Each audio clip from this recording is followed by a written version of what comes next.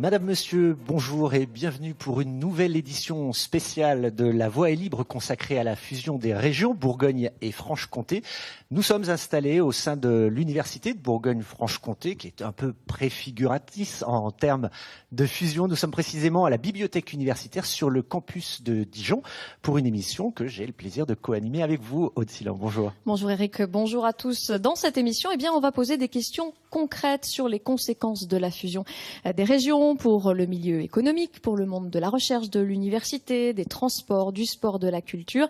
Et pour répondre à ces questions, nous avons le plaisir d'accueillir sur ce plateau les deux présidents actuels des régions Bourgogne et Franche-Comté. Le président de Bourgogne, François Patria, bonjour. Bonjour. Merci d'être avec nous. Et la présidente de Franche-Comté, Marguerite Dufay, bonjour, merci d'être avec nous. Et je précise que vous êtes également candidate socialiste pour les prochaines élections régionales.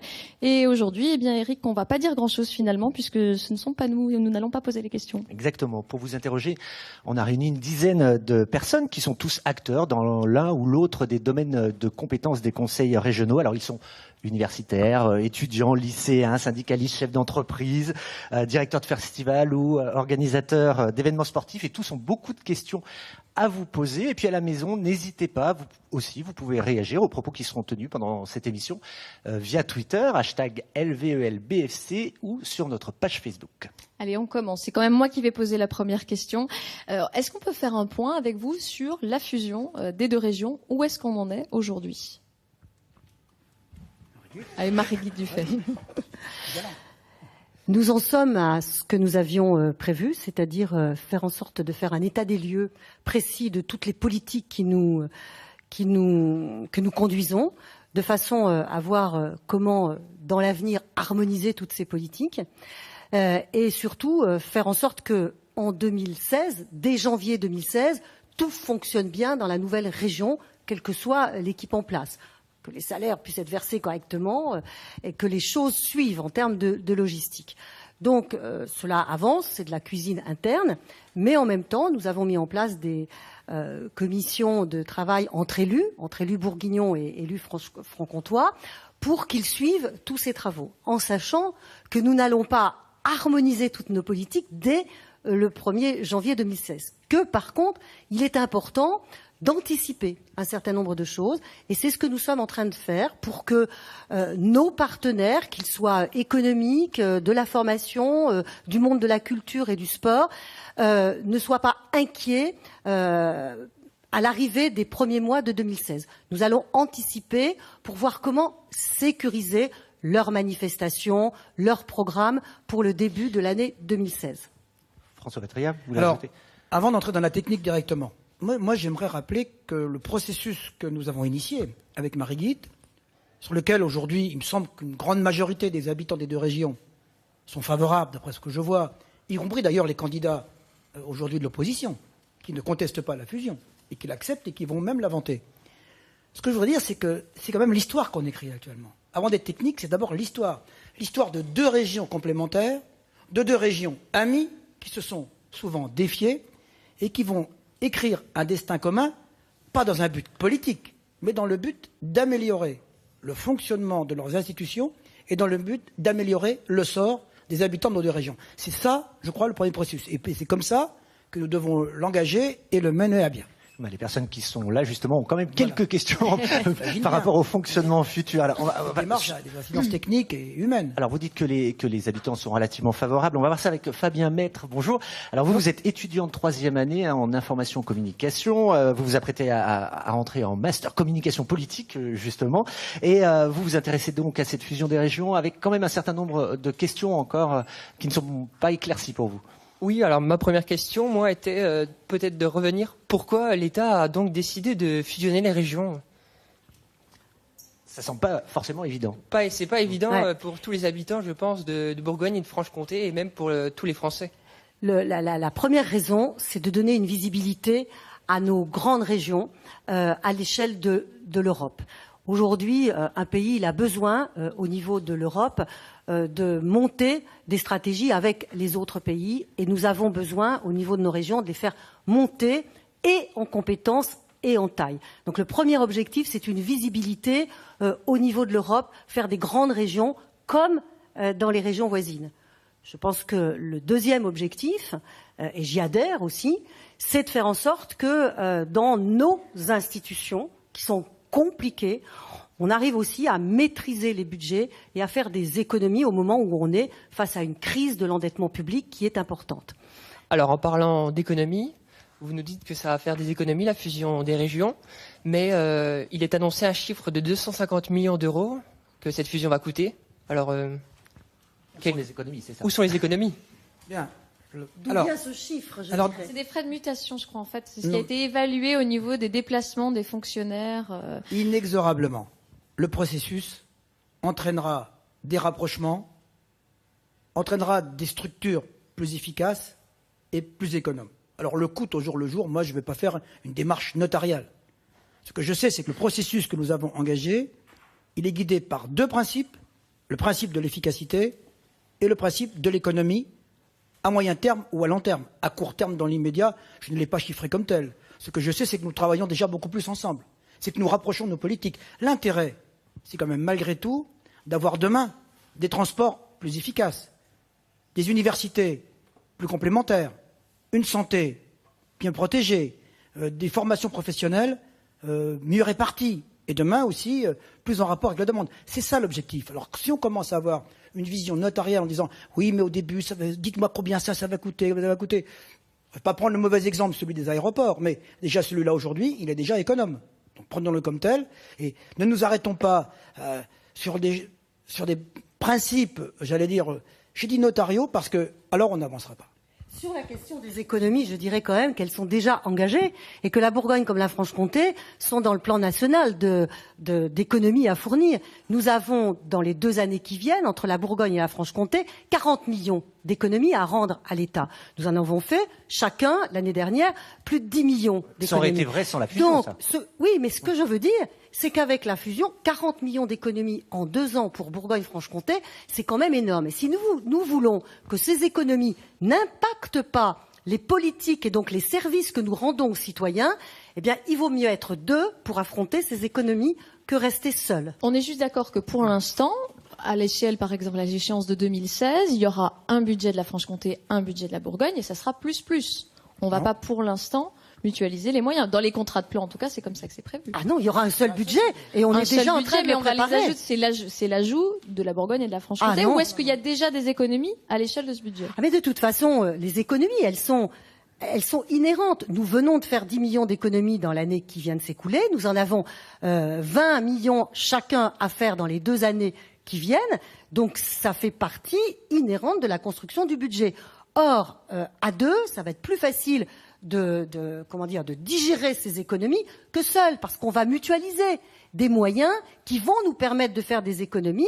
Et l'important, c'est de ne pas impacter les services, qu'il n'y ait pas moins de formation, qu'il n'y ait pas moins de trains, qu'il n'y ait pas moins d'offres culturelles, malgré les 40 millions d'économies que d'ici 2 ans, Bourgogne et Franche-Comté doivent faire. Vous parlez d'économie, on va justement parler de développement économique, puisque c'est l'une des principales missions, le moteur justement de la nouvelle région. Renan Zéo, vous êtes de Belfort, bonjour, vous êtes directeur de la société Voxelia, vous faites notamment de la maquette 3D, et eh bien vous avez des interrogations. Quelles sont vos craintes justement, ou vos attentes de la nouvelle région ? Alors déjà, nous, en termes d'intervention de la région, on le situe à 2 niveaux. D'une part, c'est de valoriser déjà les filières d'excellence et identifier les compétences qu'il y a sur un territoire. Donc c'est vrai que c'est important à notre niveau parce qu'on oppose souvent les gens aux entreprises et notamment aussi de faire la confusion entre les petites PME et les grands groupes alors que c'est des enjeux totalement différents, etc. Donc c'est vraiment sur ce premier plan qu'on voit au quotidien, du moins qu'il y a une valorisation. Et le deuxième plan, c'est le soutien en trouvant un cadre de collaboration. Donc si je prends mon exemple, c'est notre PME de pouvoir collaborer avec un géant comme Alstom et de fournir un cadre à travers justement des projets de collaboration. Ma question, elle est très simple, c'est quid de la fusion, comment ça va se passer par rapport à ça, dans la mesure où, comme on le disait avant en termes de budget, est-ce qu'il va y avoir une mutualisation des moyens ou est-ce que au contraire on va chercher sur la complémentarité des 2 régions.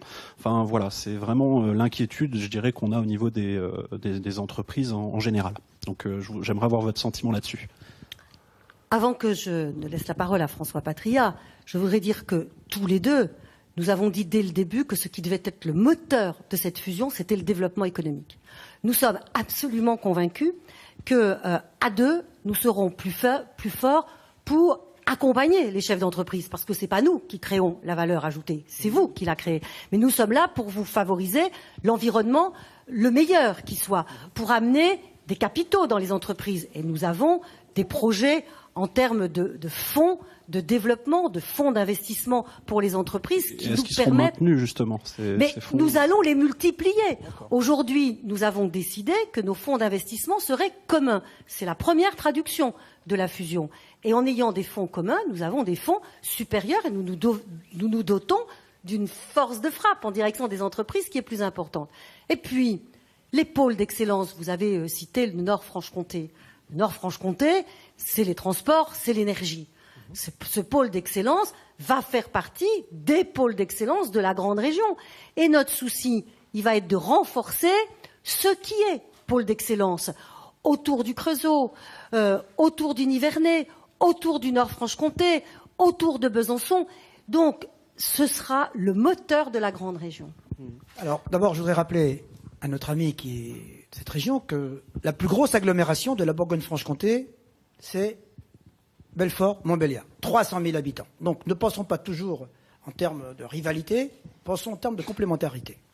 Deuxième réponse. La compétence essentielle demain de la région, à côté des transports et des lycées, c'est la dimension économique. La loi NOTRe va renforcer le pouvoir économique des régions. Elle va le renforcer d'abord dans les compétences, mais aussi dans les moyens. Et nous attendons de la réforme fiscale qui doit arriver dans le budget prochain, des ressources supplémentaires pour mieux accompagner l'économie.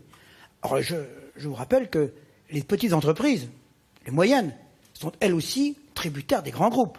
On voit bien ici dans notre territoire comment ils sont donneurs d'ordre. Pour beaucoup de même que l'aéronautique, les grands groupes sont donneurs d'ordre d'autres régions. Donc, il n'y a pas d'opposition pour nous entre les deux. Nous intervenons plutôt sur les TPE, les PME et les entreprises intermédiaires. Donc, je pense que nous aurons des moyens supplémentaires, des compétences supplémentaires et une vision supplémentaire, parce que je rappelle à celui qui a interrogé avant que l'histoire de la fusion, c'est pas 2014.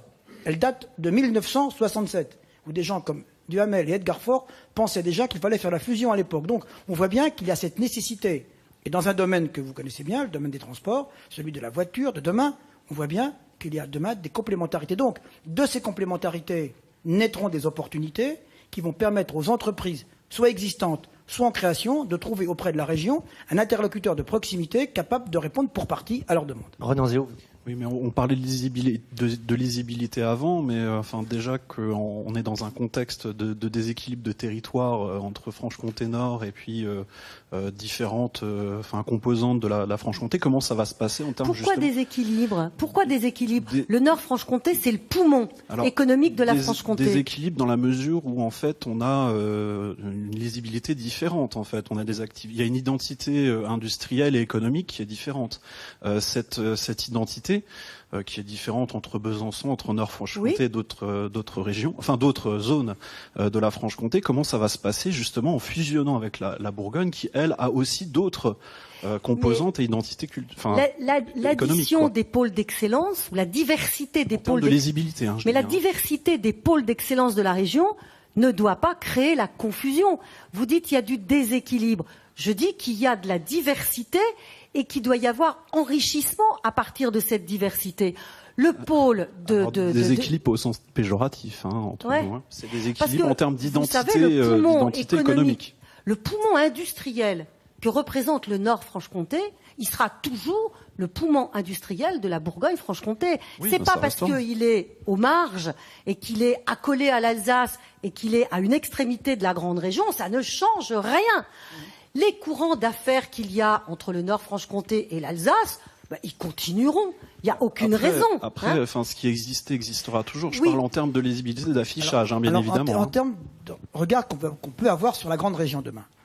Quand on pense Bourgogne et Franche-Comté, on pense patrimoine, environnement, ruralité, territoire rural magnifique. Or, on va pouvoir affirmer demain, et nous l'avons dit au chef de l'État avant-hier, que la région Bourgogne-Franche-Comté va être par habitant la première région industrielle de France. Vous vous rendez compte? Attendez, par habitant. c'est-à-dire le nombre d'emplois industriels ramené au nombre d'habitants, va en faire on pourra parler comme ça, on pourra exprimer cette demande. Donc ça doit rentrer d'abord, j'allais dire, dans l'esprit des Franc-Comtois et des Bourguignons avant de rentrer dans l'esprit des Français par ailleurs.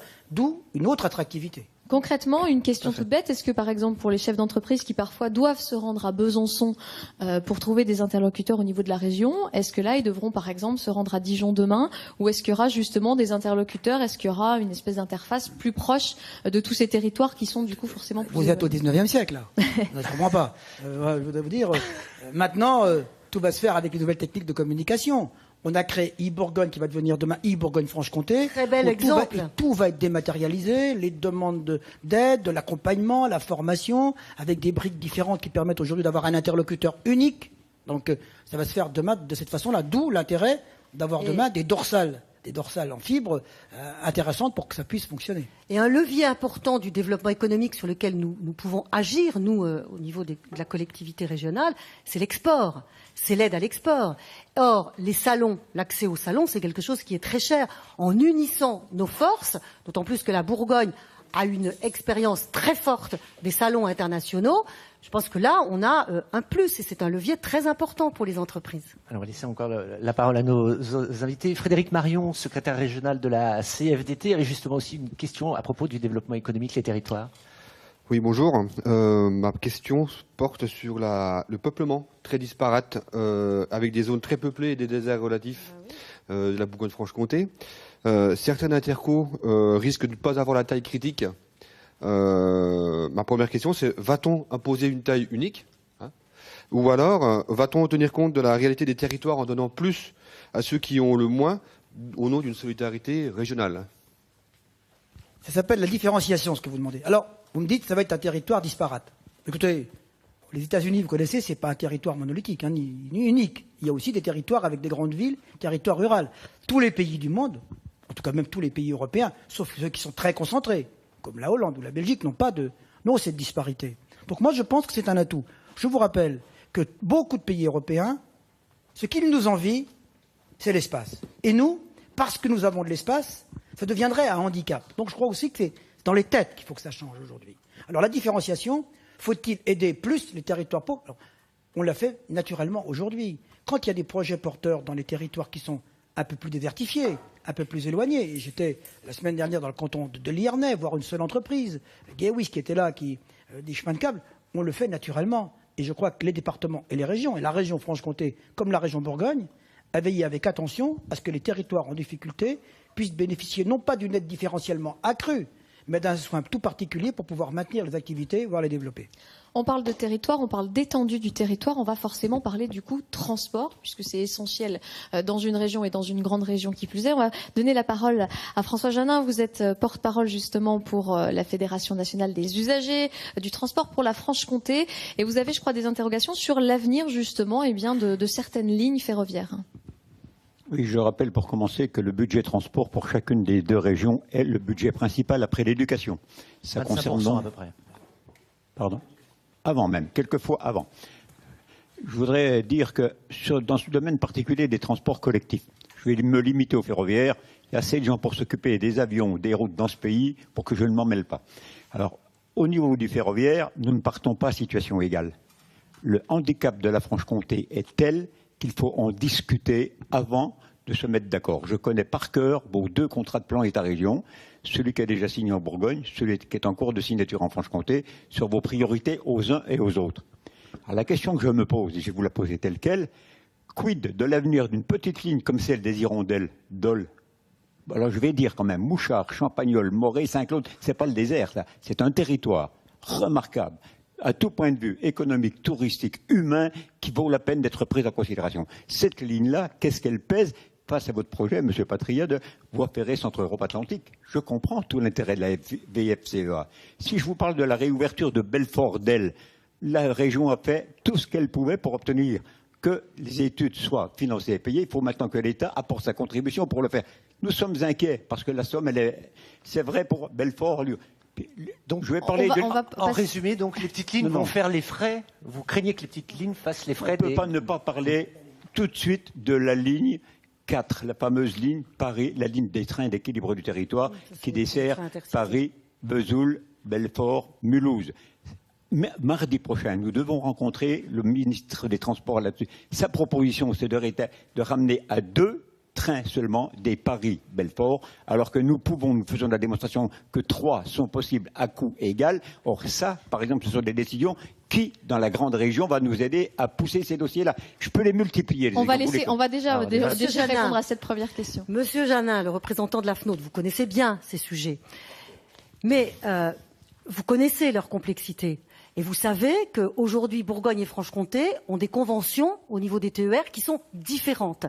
Eh bien, pour vous montrer la bonne volonté qui est la nôtre, et la volonté de construction et d'être positif, c'est que, alors que tout nous amenait à avoir des conventions qui allaient s'éloigner l'une de l'autre, nous sommes en train de tout mettre à plat pour avoir dès la fin de l'année prochaine une convention unique.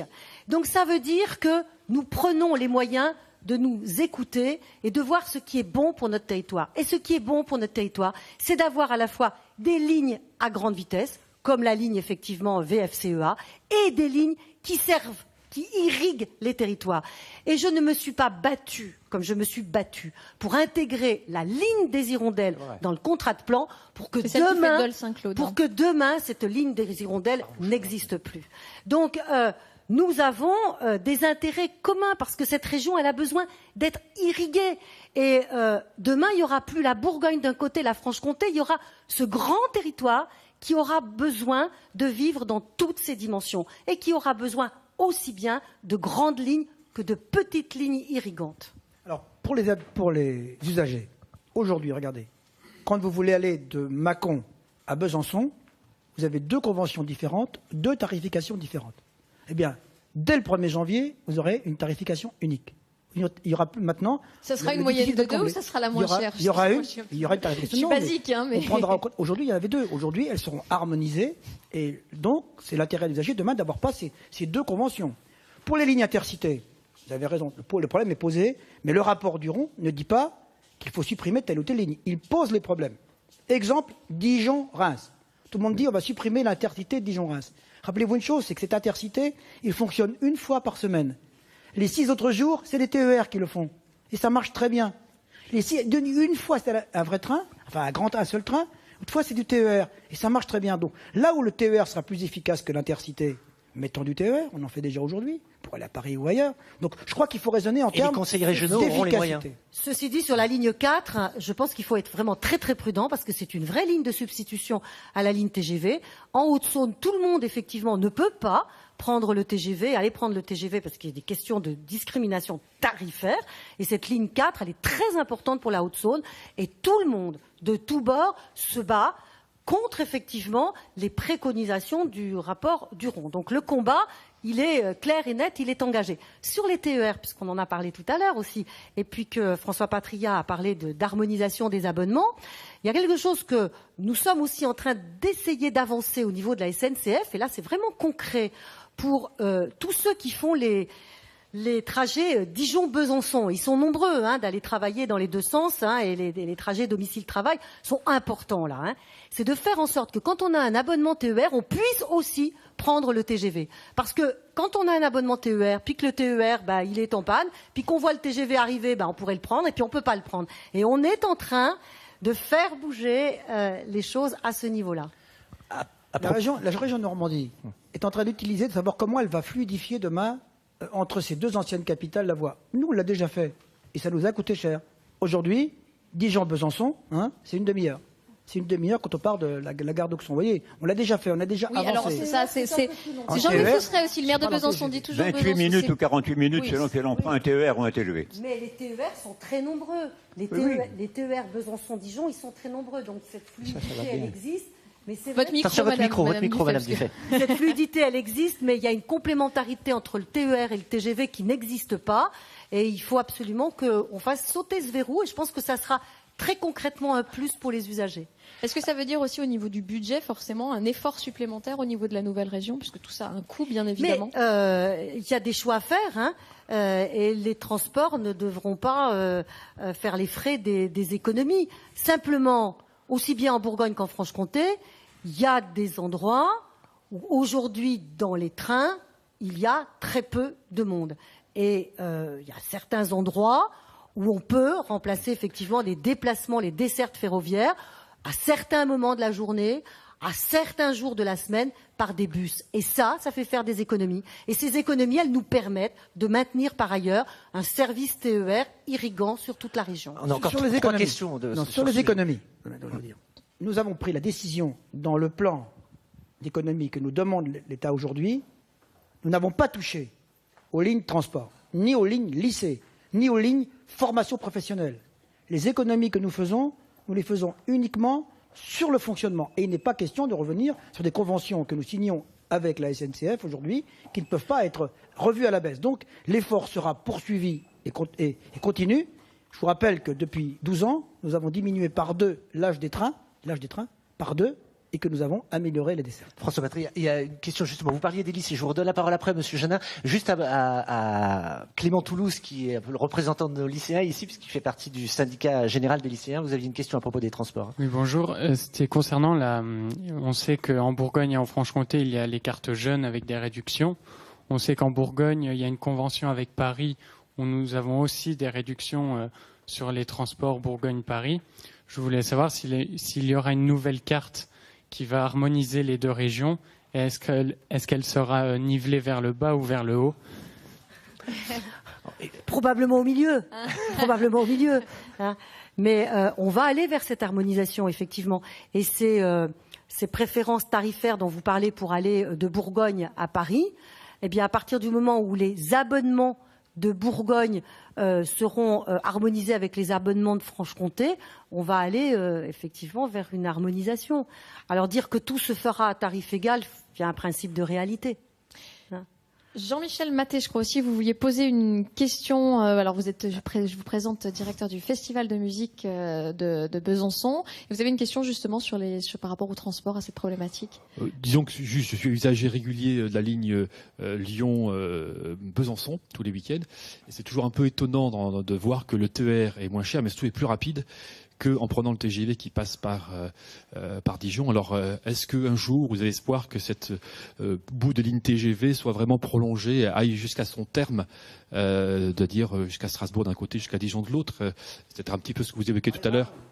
Je parle le TGV Rhin-Rhône. Oui, voilà. Un TGV Rhin-Rhône de la France. On y travaille, mais cela passe par des investissements conséquents. Et aujourd'hui, vous savez qu'au niveau national, ces investissements ont été gelés. Donc moi, personnellement, en tant que présidente de la région de Franche-Comté, avec l'appui du président de l'Alsace et du président de la Bourgogne, je travaille à ce qu'en 2017, quand il y aura une réouverture de négociations sur ce qui a été fermé, eh bien, on puisse avancer au moins en direction de Mulhouse. Une dernière question sur le sujet. On peut ne pas profiter d'une tribune comme celle-là pour ne pas défendre les liaisons transfrontalières. Le partenaire économique principal de la Franche-Comté, c'est la Suisse. On a des points de passage frontaliers à Valorbe, au Loc-Chaux-de-Fonds et à Delle qui valent vraiment que toute la grande région se mette derrière nous pour pousser ces dossiers qui sont majeurs. Acquiescement.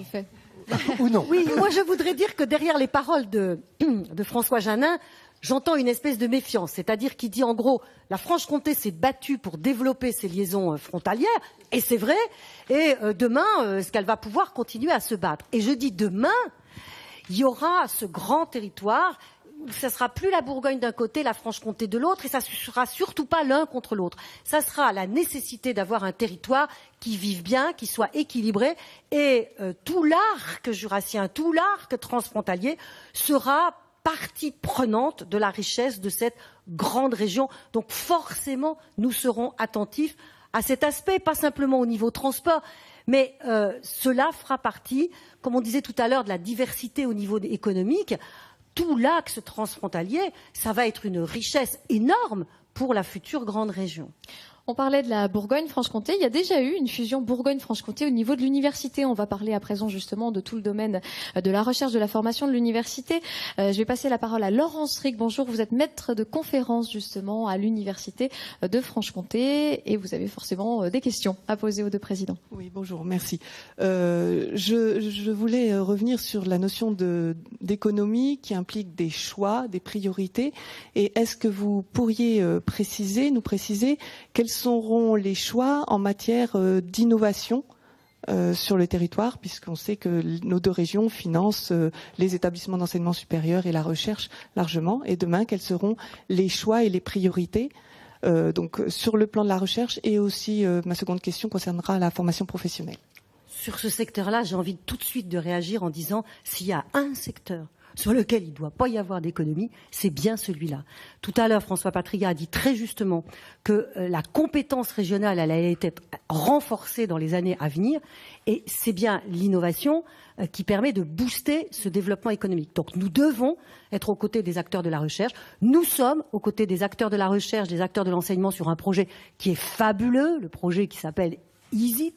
C'est un énorme projet que nos 2 universités sont en train de mener et qui peut nous ramener dans les années à venir plus de 30 millions d'euros pour nos universités. Nous sommes, excusez-nous, mais du coup, c'est une fusion. Ce sont des projets.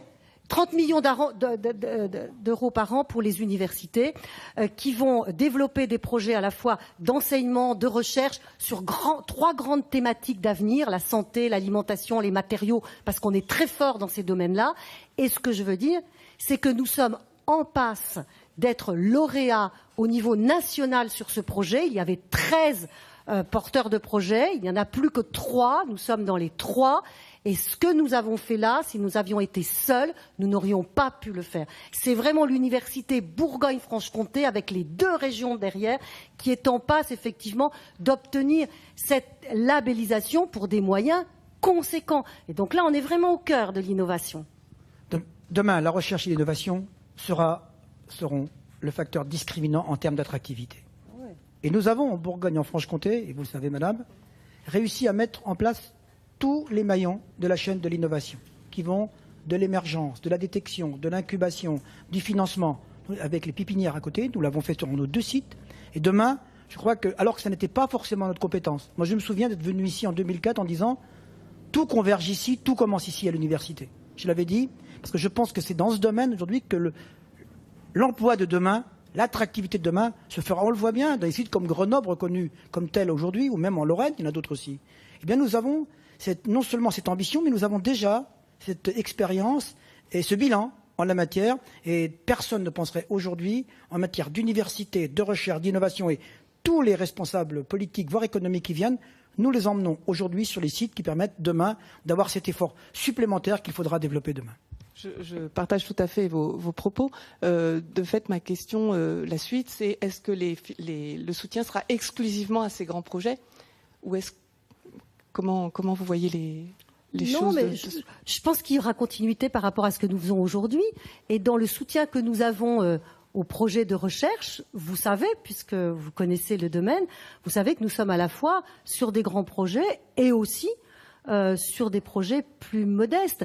Ce qui est important, c'est qu'on renforce bien ce qui fait l'excellence de cette région et de cette future grande région. Et l'excellence, elle est sur l'énergie, sur les microtechniques, sur l'alimentation, sur la santé, notamment sur le biomédical, sur le luxe aussi. Et quand j'ai énuméré tous ces domaines-là, on a quand même des domaines qui, au niveau mondial, sont porteurs d'avenir. Parce que qui dit transport dit mobilité, c'est un sujet énorme pour demain. Tous les pays émergents qu'il va falloir alimenter en véhicules modernes, hybrides, économes en énergie, c'est un marché phénoménal. L'alimentation, la santé, c'est un enjeu primordial, aussi bien sur ces domaines, alimentation, santé, que sur le domaine des mobilités, de l'énergie, qui sont des enjeux mondiaux. Nous avons des forces d'avance. Donc il faut forcément, on mettra la priorité sur ces domaines-là. Une question toute simple, toute bête. Je m'adresse peut-être à ce moment-là à Laurence Rick.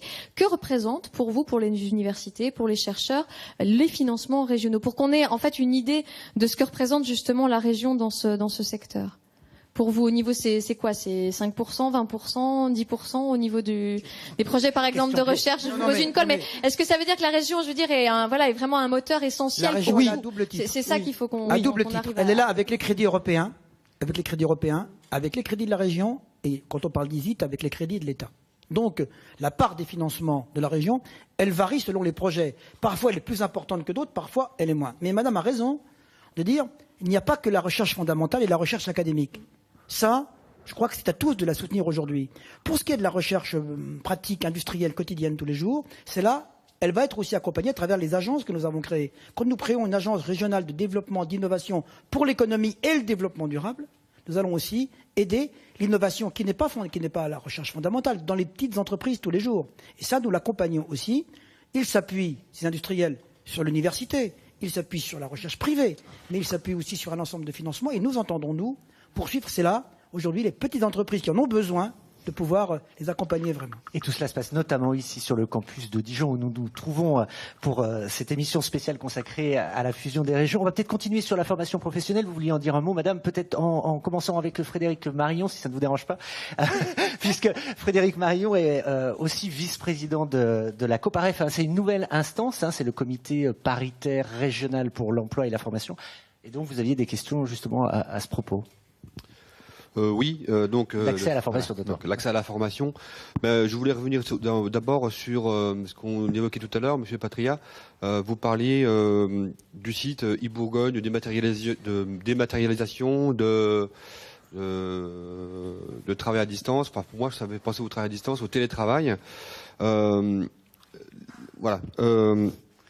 Les agents sont très inquiets concernant la mobilité. Personnel des collectivités par rapport à la mobilité, par rapport à la question télétravail, par rapport à au bon équilibre de l'aménagement du territoire. Qu'avez-vous prévu en termes de formation pour ces personnes, pour ces agents qui seront en situation de mobilité ou qui ne souhaitent pas être en mobilité? Alors là, vous parlez des agents des conseils régionaux qui vont fusionner. Oui, pardon. Vous vous adressez à François Patria et c'est moi qui réponds, donc vous m'excusez. Mais je pense qu'il ne me... Mais est-ce que c'est dans le marbre ou est-ce que ça dépend du candidat qui sera élu? D'abord, il n'y a rien qui est dans le marbre. Tout est à construire. Tout est à construire. Donc effectivement, moi je m'empare du micro pour vous dire que d'abord, François Patria et moi, nous avons décidé une chose, c'est qu'il n'y aurait pas de mobilité géographique imposée aux agents de nos deux collectivités, premièrement. Après, il y aura forcément des mobilités, puisque une grande réforme comme ça, elle ne se fait pas sans aucun changement. Sinon, ça sert à quoi de faire une réforme? Et là, forcément que les plans de formation seront mis en œuvre. Mais on n'en est pas là encore. Ça, c'est vraiment la nouvelle équipe qui devra conduire ça. On n'en est pas là. Là où on en est, c'est de faire en sorte qu'il y ait, dans les emplois publics, entre Dijon et Besançon, un équilibre. Ça renvoie à l'organisation des services de l'État. Si la préfecture est d'un côté, qu'est-ce qu'il y a de l'autre pour faire équilibre? Du coup, nous, au niveau du conseil régional, on travaille de la même façon, de voir comment on pourra répartir nos services. Mais répartir nos services, ça ne veut pas dire, par exemple, si le service transport, mettons, est à Dijon, parce que Dijon est un grand nœud ferroviaire, on peut imaginer ça. Ça ne veut pas dire que tous les agents du service transport de Besançon vont partir à Dijon. C'est la direction qui sera à Dijon. Mais les agents, ils vont rester en poste, ne serait-ce que, comme vous l'avez dit, on ne va pas faire du déménagement du territoire. Vous avez parlé de principe d'aménagement du territoire. Il va bien falloir continuer d'administrer le territoire et d'être dans la proximité. Et d'ailleurs, cette grande région qui souvent inquiète, mais il y a beaucoup de fantasmes derrière ces inquiétudes. On dit « Oh là là, mais alors la proximité va disparaître, tout va être très loin », en oubliant qu'aujourd'hui, personne ne se pose la question de savoir où est la région, où est le conseil régional, parce qu'en général, quand même, les citoyens ne vont pas faire des démarches au conseil régional. Mais moi, je dis que demain, la grande région, elle devra se déconcentrer. C'est-à-dire qu'elle devra avoir... Alors, j'ose pas dire des antennes, parce que ça a l'air de dire qu'on va multiplier des structures. Il ne s'agit pas de multiplier des structures. Mais c'est dans notre capacité d'organisation. Il faudra qu'on ait une organisation très territorialisée. Parce que le rôle d'une région, c'est d'être au contact de l'initiative. L'initiative des développeurs économiques, l'initiative des organismes de formation, l'initiative des gens de la culture, du sport. Et pour être le plus en contact possible, effectivement, il faudra qu'on ait une organisation territoriale. Vous parlez de la formation, on va justement peut-être repasser le micro à Laurence Rick, qui avait une question justement sur la formation professionnelle. un des grands domaines de compétences. Oui, donc je suis directrice du service formation continue de l'Université de Franche-Comté.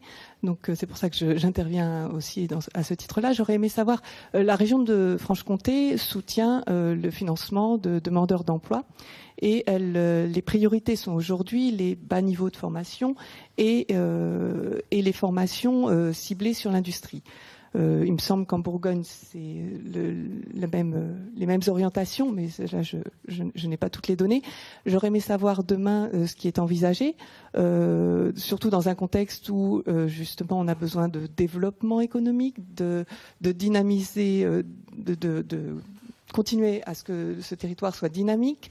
Et puis également peut-être des inquiétudes sur le type de formation, c'est-à-dire des formations ciblées dans l'industrie, la communication, et peu de formations, de soutien des formations dans le domaine des sciences humaines, alors qu'on sait combien aujourd'hui l'humain est au cœur du système.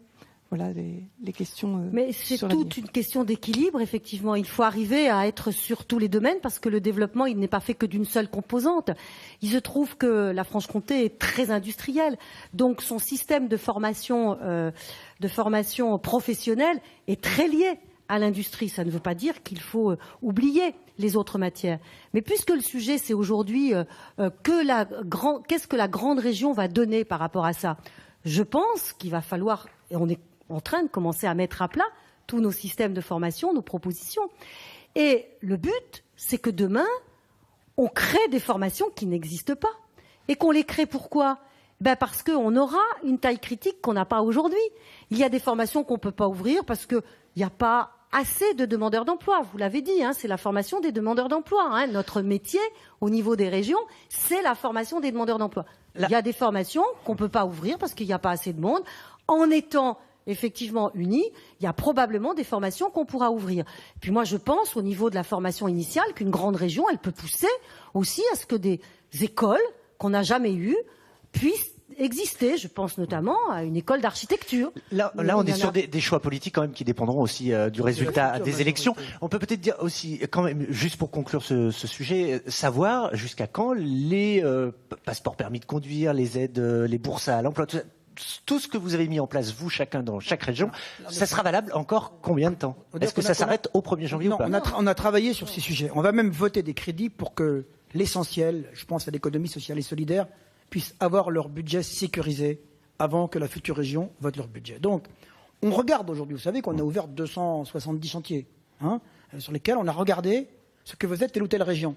Et nous sommes parfois plus performants ou plus dépensiers, ou inversement, dans notre région. On va donc regarder ce qui est le plus utile, ce qui est le plus efficace.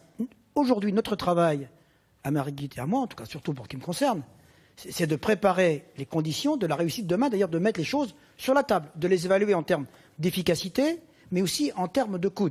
Donc pour les formations, madame, là vous avez raison, il faut que nos formations demain soient en réponse à la demande professionnelle, dans les sciences aussi bien économiques, industrielles, que les sciences humaines, où il y a des marges de manœuvre de progression aujourd'hui. Donc, pour la formation, c'est aussi un volume qui ne diminuera pas. Je réponds, dernière question à monsieur. Les personnels, a priori, sont légitimement inquiets parce que ça va changer. Bon. Ils ne perdront rien. Personne ne perdra rien. Il faudrait quand même qu'on le rappelle ici. Mais par contre, il y a peut-être avec la fusion des opportunités. Il y aura même parfois des changements de métier. Des gens qui voudront rester sur place, mais qui changeront de métier à la région. Et pour lesquels on assurera les formations. Il y a des gens qui, dans la territorialisation, seront peut-être contents de se rapprocher du Jura, peut-être de se rapprocher du Haut-Doubs, et qui vont pouvoir en profiter aussi. Donc, on va regarder les opportunités, unifier les formations et répondre à la demande de l'efficacité de l'appareil de demain. Laurence Rick, vous aviez une dernière question, je crois, par rapport à ça, par rapport à la formation. Oui, aujourd'hui, les régions ont un rôle important, notamment dans l'établissement des listes éligibles au compte personnel formation, donc qui concerne tout salarié. Et j'aurais aimé savoir quel soutien des deux régions et de la future grande région sur les formations du supérieur, l'inscription de nos formations sur ces listes éligibles afin que tout un chacun puisse venir se former sur toute une partie de nos diplômes, sur l'ensemble des diplômes. C'est un chantier qui s'ouvre là. C'est un chantier qui s'ouvre, donc on commence à l'appréhender et on l'appréhende ensemble. Il n'y a pas la Franche-Comté d'un côté, la Bourgogne de l'autre sur cette question. On l'appréhende ensemble. Alors, avant le supérieur, il y a le lycée. C'est aussi les lycées. Une des compétences des conseils régionaux. On va donner la parole à Clément Toulouse, qui est donc lycéen à Dijon et qui est très actif dans la vie lycéenne, aussi bien au niveau régional que national. Alors, je voulais reprendre sur les lycées professionnels. Donc, vous disiez que vous vouliez organiser le territoire, qu'il n'y ait pas que des territoires soient pas sans rien. Mais vous avez annoncé 3 fermetures de lycées professionnels. Alors, est-ce que ça ne va pas centraliser sur les grandes villes les formations et donc faire des déplacements pour les lycéens et des coûts supplémentaires? L'année dernière, j'ai annoncé un plan de 1 milliard d'euros sur les lycées de Franche-Comté pour les années à venir. Et à la faveur de ce plan, qui consiste vraiment à mettre les moyens sur les lycées de la façon la plus performante possible, nous avons vu qu'il y avait 3 lycées qui pouvaient poser question. Alors non pas par rapport à leur formation, puisqu'il ne s'agissait pas de fermer les formations, mais de fermer des lycées qui avaient des conditions de travail plutôt obsolètes au niveau des bâtiments qu'ils offraient, alors que la population était en baisse. C'était il y a 1 an. Et nous avions dit que nous allions expertiser cette question. Au bout d'1 an, le milliard commence à se dépenser, c'est-à-dire que nous avons un plan d'investissement sur nos lycées, et au final, nous fermerons un lycée. Comme en Bourgogne. Celui qui est un lycée professionnel à Besançon. Et si nous le fermons, c'est parce que c'est un lycée où il y a vraiment une baisse démographique très importante. Mais les formations qui étaient dispensées dans ce lycée, elles vont être dispensées dans un lycée qui est, dans plusieurs lycées, mais majoritairement un lycée qui est à 300 mètres de ce lycée-là. Donc, il ne faut pas attiser de crainte. Et les lycées professionnels, ça a été, pour la Franche-Comté, compte tenu de son caractère industriel, une vraie priorité. Nous les avons modernisés pour faire en sorte qu'ils soient des vitrines des emplois de demain, parce que malheureusement, en Franche-Comté, comme dans le reste de la France, on ne croit pas qu'il y a un métier, un avenir dans les métiers de l'industrie et dans les métiers techniques. Et ça, culturellement, il faut que l'on travaille là contre. Et je pense que offrir des belles vitrines aux parents et à leurs enfants à travers ces lycées professionnels, des vitrines des métiers de demain, c'est aller dans le sens de réconcilier les habitants avec les métiers de l'industrie. Oui. N'oublions pas qu'on ne maintient pas des structures dans un territoire pour maintenir des familles ou des emplois. On fait des lycées dans l'intérêt des jeunes, dans leur intérêt professionnel, dans leur avenir. Donc, il y a une fermeture en Bourgogne que j'ai envisagée, alors qu'elle va se passer, vous savez, à la rentrée 2016. N'étant pas candidat, j'aurais pu m'économiser d'aller sur le territoire. Je le fais parce que ce lycée de Joigny, aujourd'hui, va avoir 70 élèves. Un lycée à 70 élèves, dans lequel il y a 30 personnes qui travaillent. 70. Alors qu'à Joigny, là il s'agit du lycée de Migène, à Joigny, il y a un lycée à 16 km qui a des places disponibles, et à Auxerre, à 20 km de l'autre côté, il y a 2 lycées qui peuvent accueillir les lycéens. Donc je pense qu'il ne s'agit pas de tirer tout vers les grandes villes, mais il s'agit de maintenir des petits lycées là où ils ont leur raison d'être. Je pense ici en Bourgogne, à Châtillon-sur-Seine, pas des petits lycées, des lycées qui ont leur raison d'être territorialement et en termes humains. Je voudrais rappeler qu'en termes d'université, on ne parle pas assez de la université. Il y a 12 sites, il y a 12 sites universitaires en Bourgogne que nous entendons faire vivre tous, parce qu'ils ont tous leur raison d'être et leur force. Rapidement, vous aviez encore une oui, question. J'avais une autre question. En Bourgogne, il y avait le budget participatif des lycées qui servait à nous fournir des subventions pour faire des projets dans chaque lycée de Bourgogne. Mais il a été supprimé en 2014. On avait des subventions entre 1 000 et 5 000 euros selon le projet.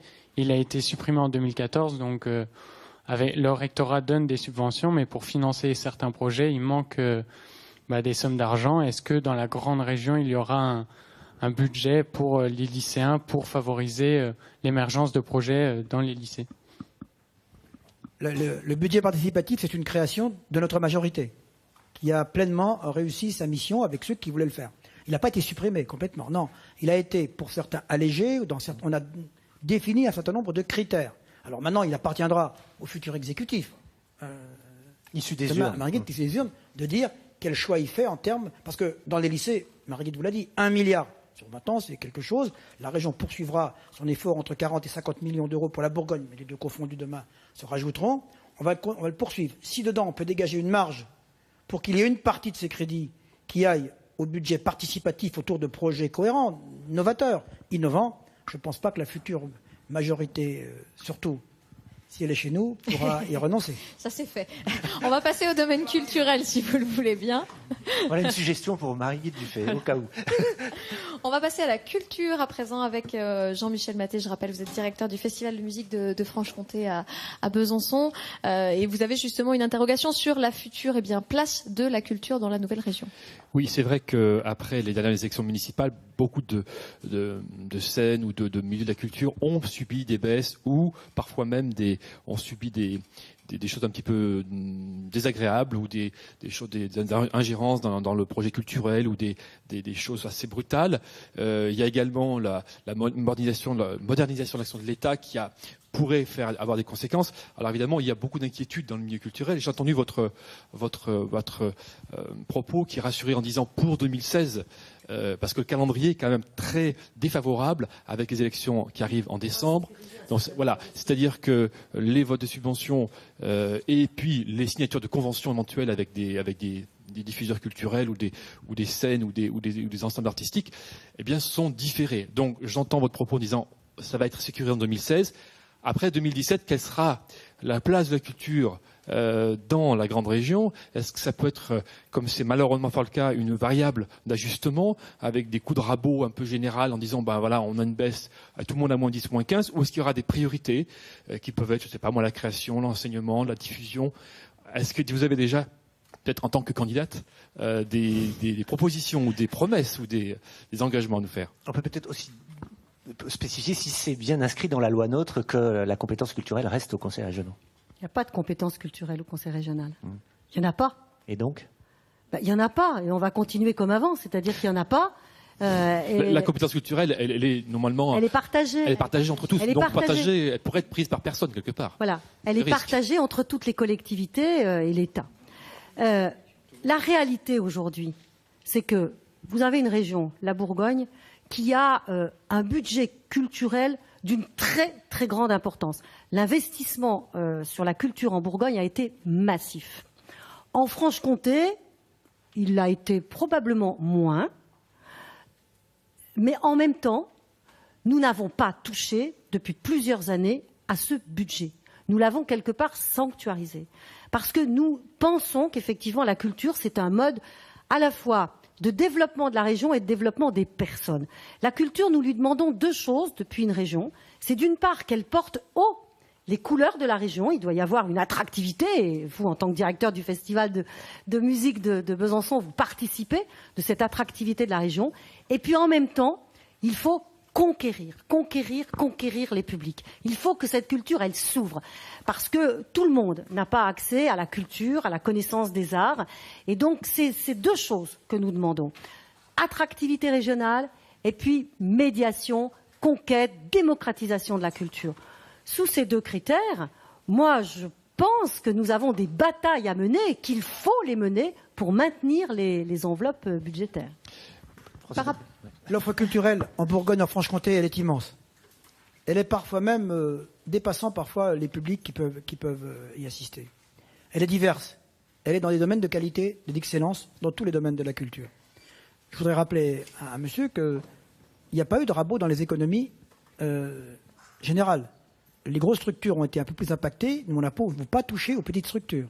Maintenant, je m'interroge sur la nécessité pour la collectivité régionale d'aller continuer demain d'aider des petits événements culturels dont je ne nie pas l'intérêt local, dont je ne nie pas la mobilisation des bénévoles autour, mais qui sont aujourd'hui des événements qui peut-être n'ont pas le public nécessaire pour demain. Donc, ça veut dire qu'il y aura des choix. Est-ce que ça veut dire très concrètement, c'est ce que demandait un petit peu Monsieur Maté, est-ce que on fera des choix, c'est-à-dire qu'effectivement on arrêtera de subventionner, d'aider financièrement certains événements culturels pour justement pouvoir continuer à aider d'autres événements? Il est trop tôt pour vous dire ça.